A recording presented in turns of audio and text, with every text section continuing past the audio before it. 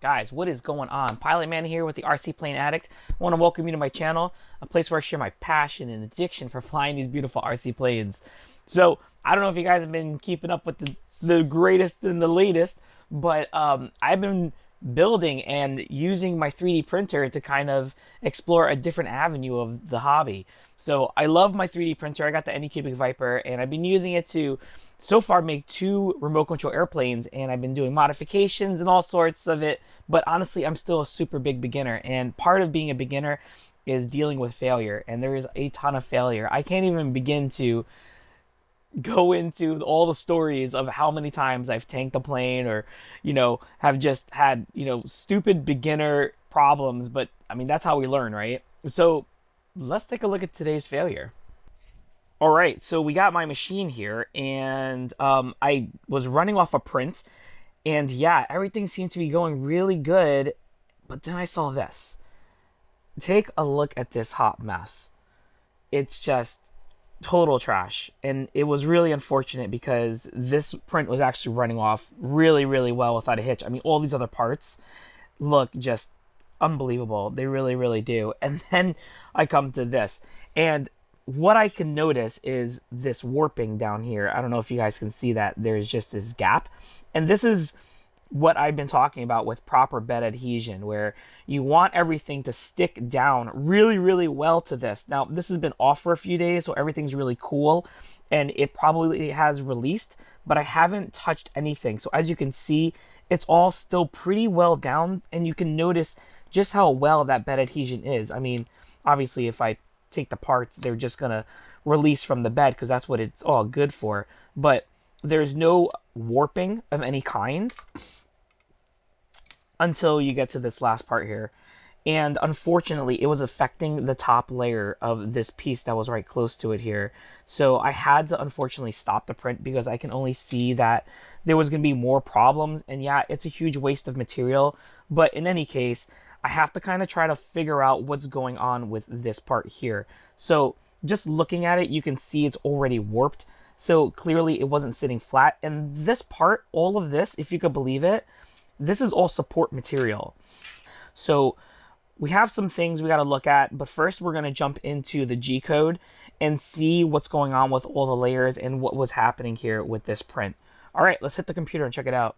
So I've gone ahead and loaded up Cura here, and I'm looking at my parts, and I'm trying to find where the mistakes could have been. So Cura is great because it allows me to rotate and see everything, my project in full 3D. And I could see already that the base is really, really low. And as you can see here on this very last print that I'm looking at right now, that whole support piece right there, that's what failed on me. So I'm kind of just looking around for any other weak points here on my print to see, how could I shore this up? How could I make it better? And right away, I'm thinking I definitely need something, either a larger brim or maybe even a raft. So if you look here on the bottom, you can see how that blue is where my brim is, and it's not really adding too much more surface area to my print. And that one piece all the way in the far corner, that's again all support structure. It's not even actually part of my print. And I'm thinking I'm gonna slice this thing up again and just get rid of it altogether, because I've done this print before as a one piece, and I've noticed that when the dome, I guess, starts to form, it actually doesn't need really any supports. It's just wasted material. So that's my thought process. And just looking at this, I think I'm going to go ahead and I'm going to kind of reslice this thing with a raft, and you'll see what that's going to look like in comparison to what I have here.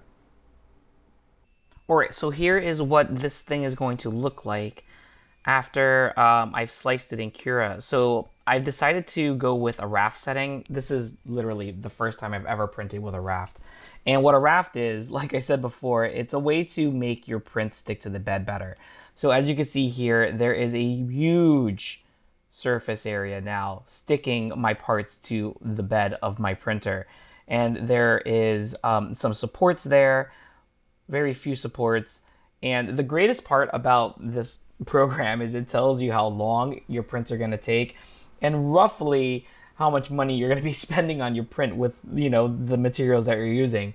So it looks like this print is going to be about $5 out of my pocket. So hopefully I catch it if it starts to fail on me, which fingers crossed it won't, before I actually waste my money. But yeah, this is basically what I'm looking at here for this print. And I already know what you're going to say. Pilot Manny, that is not a plane. I know. But this is basically how I deal with my failures. And I had a ton of them when I had my planes printing out, and how I just learned from trial and error. So in a later video, I'm definitely going to show you how I go about, you know, grabbing my files and setting them up on Cura, and getting my projects going so I can, you know, put my parts together for my planes. But right now, I'm kind of just, again, showing you how I deal with my failures. And I'm a beginner, so I'm going through quite a bit of them. And I'm going to try to definitely document more as I go through it. So you know what? Let's put a little time lapse on this bad boy and make sure that it adheres right. One of the most important parts with 3D printing, especially when you get started, is watching those first few layers to make sure that they set up, because that's really going to determine whether or not you have proper bed adhesion. All right, I'm going to save this to a disk, and let's see how this thing prints.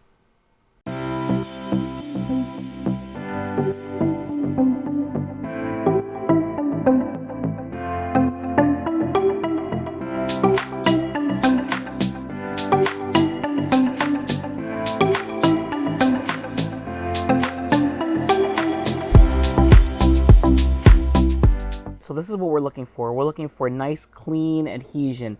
There is absolutely no warping around this entire bed. It's starting to lay down a second layer, and it looks beautiful so far. I'm pretty confident that there is going to be no problems with this print. But you know what? I'm not going to waste any more time staring at this thing print, because the first layer looks excellent. So we're going to let this thing run overnight. It's going to take a good 18 hours for this print, but I'm going to keep a close eye on it, and hopefully we got through this failure. All right, let's check it out tomorrow.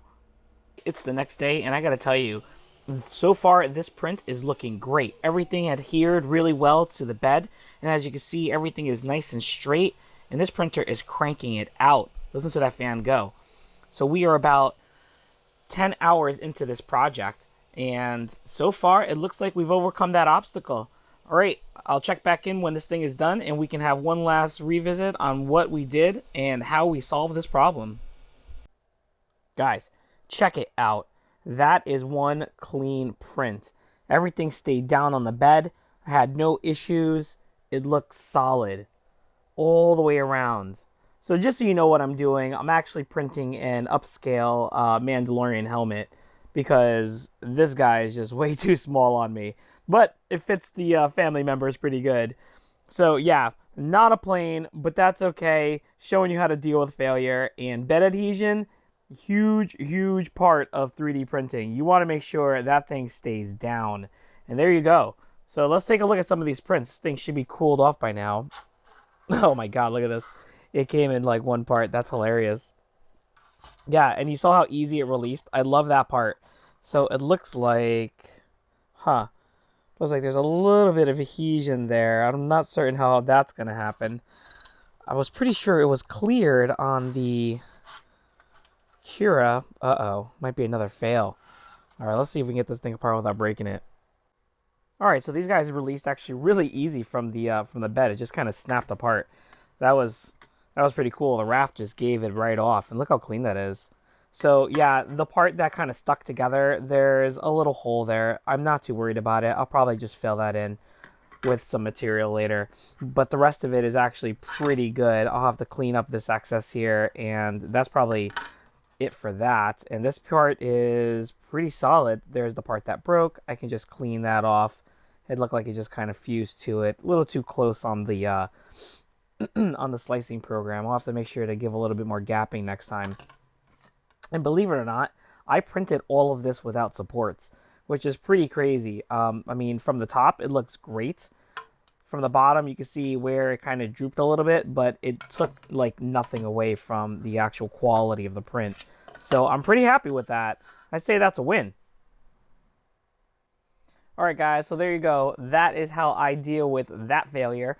Hopefully we won't be seeing too many failures in the future, but I'm definitely going to make a note to try to document everything that I come across, especially with this 3D printer, because it's important for me to show you how I learned to overcome these obstacles, because I'm pretty sure if you guys get into 3D printing RC planes, you're probably going to meet these same mistakes just like I am.